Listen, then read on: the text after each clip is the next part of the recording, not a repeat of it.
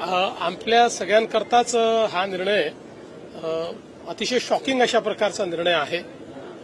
याचं कारण की खालच्या कोर्टाने त्या संदर्भात निर्णय दिला होता आणि 2006 साली हा बॉम्बस्फोट झाल्यानंतर त्यावेळेस एटीएसने आरोपी पकडले होते, पुरावे जमा केले होते, ते पुरावे कोर्टासमोर सादर केले होते।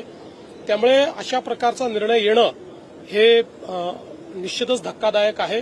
मी अजून काही पूर्ण निर्णय वाचलेला नाही, पण मी तात्काळ आपल्या जे काही वकील आहेत त्यांच्याशी चर्चा केली आणि त्यांना मी सांगितलेलं आहे की आपण सुप्रीम कोर्टमध्ये याला चॅलेंज केलं पाहिजे आणि आमचा प्रयत्न आहे की लवकरात लवकर सर्वोच्च न्यायालयामध्ये जाऊन या निर्णयाला आम्ही चॅलेंज करू। उच्च न्यायालयाने जो खरं तर निर्णय दिला आहे त्यामुळे कुठेतरी आता असं एक्सटर्नल कंट्रीजमध्ये होऊ शकतं की आपण भारतामध्ये काही केलं आपल्याला कितीतरी वर्षांनी निर्दोष सुटका होऊ शकते, हा एक संदेश जाईल का? या मला असं वाटतं एका निर्णयाने असा संदेश वगैरे जाण्याचं काही कारण नाहीये।